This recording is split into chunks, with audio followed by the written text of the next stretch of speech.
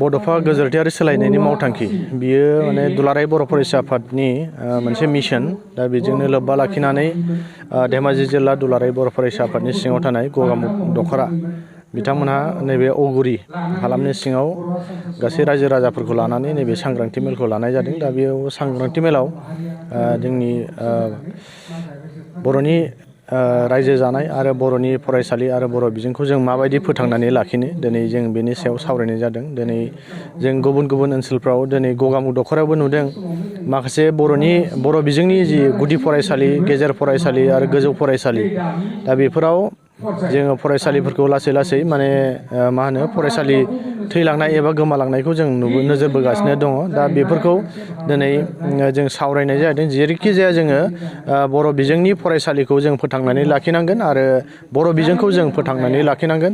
दा बेनि बिबाना जों साफ्रोमबो बर' मानसि हिसाबै जों बयबो बिबान रुजुननांगोन। दिनै मेलनि गेजेराव आं बिथांमोन रायजो राजाखौ बयखौबो खावलायदों आरो बर' समाजनि जेसेबां दैदेनगिरि बिथांमोनहा बयबो माने बर' बिजोंखौ फोथांनानै लाखिनायाव आरो बर' बिजोंखौ बर' रावखौ फोथांनायाव जों बयबो बिबान लानांगोन। दिनै मेलनि गेजेरजों आं गासैनो बर'नि माहारियारि इन्टेलेक्सुयेल बिथांमोनखौबो जों खावलायदों जिहेथु जोङो बर' बिजोंखौ फोथांनानै बयबो जों लाखिनांगोन।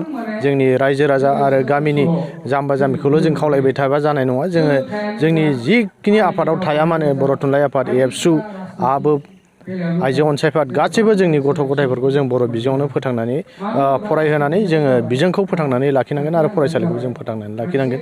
बेनि गेजेराव जों दिनैनि मेलनि गेजेरजों बेखौ सावरायनाय जादों। आरो गुबुन मोनसे खोथा दिनै जोंनि समाज बेबस्था जोंनि थासारिफ्रा मोजां नङा। दिनै जों नुदों माने आं दहाय मेलनि गेजेरावबो बेखौनो बुंदों माने दिनै कर'ना भाइरासआ जोंनि गेजेरनिफ्राय जोबलांबाय। दा बेनिफ्राय आरो गाज्रिसिन माने कर'ना भाइरासनिफ्राय बांसिन गाज्रिसिन दिनै फेग्रा मुवा जानाय लोंनाय सोबनाय दा बेयाव जोंनि टाउन ओनसोलनिफ्राय गामि ओनसोलाव बांसिन गोसारनाय जों नुबोगासिनो दङ। दा बेखौ जोङो गामिनि रायजो राजा बिमा बिफा बयबो सांग्रां जानांगोन आरो समाजनि दैदेनगिरि जों बयबो सांग्रां जानो थाखाय आं दिनै मेलनि गेजेरजों बिथांमोनखौ खावलायदों। दिनै गुबुन गुबुन समफ्राव जों मोनो जोंनि दख'राफ्रा आरो जोंनि माने दालाय आफादफ्रा माब्लाबा सोरनिबा गथ'फोर सोरनिबा फिसाफोरखौ सोबनाय जानाय नुनानै हमनानै बिमा बिफानो जों सोमजायनानै होनाय जों नुबोदों आरो रिपर्ट मोनबोदों। दा बेवहाय मा जायो जोंनि बिमा बिफाफ्रा माने गाव गावनि गथ'नि सायाव फोथायनाय थानानै आंनि गथ'आ बेबायदि सोबा जाया दा बैफोरबायदि होननायखौ जों नुबोदों। दा बेनि थाखाय जोंनि गथ' गथाय बिमा बिफाफ्रा गथ' गथायखौ मोजां नोजोर होनाया मोजां आरो जोंनि बे गथ' गथायनि आखुथायफोरखौ नोजोर बोनानै जों गथ' गथायफोरखौ हमथानानै जोङो सोलिहोनाया मोजां। नङाब्ला जोंनि समाजा गथ' गथाय सोबनानै जानानै न'खराव दंस' जालांगोन बिमा बिफाया थाखा फैसा दंस' जालांगोन आरो समाजा बेबायदिनो नोरजिया जालांगोन। दा बेनि थाखाय जोङो बयबो माहारियारि आफाद आरो बिमा बिफाया सांग्रां जानो थाखाय दिनैनि मेलनि गेजेरजों आं बे खोथाखौबो दिनै खावलायनाय जाहैदों। फैबाय थानाय लकसभा बिसायख'थि दिनै धेमाजि आरो लखिमपुर जिल्ला बे मोननै जिल्लाया दिनैहाय लखिमपुर लकसभा फार्स्ट फेजआव गोलैयो। दा बेवहाय दुलाराय बर' फरायसा आफादै स्पष्ट जे जोङो दुलाराय बर' फरायसा आफाद NDFB UBPO जों बिटिआर एकर्ड मोनसे खालामनानै लाबोदोंमोन। दा बेनि गेजेरजों जों बिटिआर एकर्डनि माखासे दफाफोरा मावफुंजाबाय आरो माखासेया मावफुंजायाखै। आरो गुबै खोथाया रायखांनो गोनाङा बेनो दिनै बेनि गेजेरजों जों गोबाव समनिफ्राय बिटिआरनि बाहेरायाव रायजो जाबोनाय बर'फोरा बर' कसारि अट'नमास वेलफेयार काउन्सिल एबा बिटिआरनि बाहेरायाव राजखान्थियारि मोन्थायखौ जों मोननो हायाखैमोन। दिनै बेनि बिटिआर एकर्डनि गेजेरजों जोङो बिटिआराव रायजो जानाय बर'फोरा राजखान्थियारि मोन्थायखौ जों मोनबोनो हादों। दा बेनि दफाफोरा माखासेया मावफुंजाबाय माखासेया मावफुंजायाखै।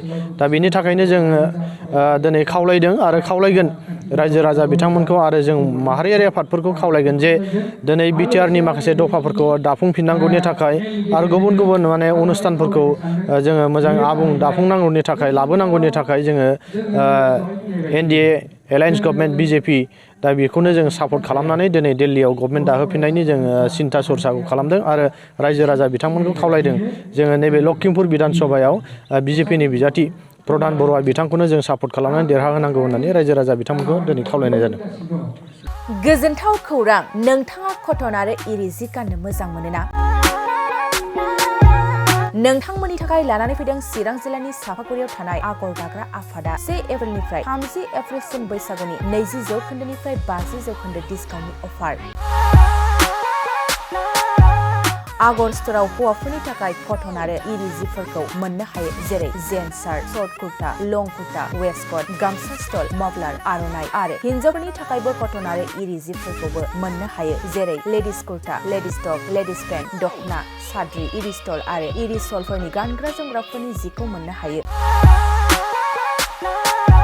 कटन आरो इरि जिफोरखौ गानग्रा एबा बायग्राफोरनि थाखाय आगर स्ट'रा मोजां सुबिदाबो खालामदों जेरै अनलाइननि गेजेरजों वाट्सएप नाम्बार, फेसबुक आरो इनस्टाग्रामनि गेजेरजों बायनो हागोन आरो सोरबाफोर हलसेल बायग्रा दंबा हलसेलबो बायनो हानायनि सुबिदा दं। बेजों लोगोसेनो मोनसे गोजोनथाव खौरांबाव आगर दाग्रा आफादाव सोरबाफोर जि दानो गोसो गुदुं आइजो सुबुं दंब्ला जि दाफैनो हागोन। गोबां बाथ्रा मिथिबावनो थाखाय 8822063339 9678923836 आरो 9613 224401 जानबुं नाम्बारनि गेजेरजों खौरां लाहरनो हागोन।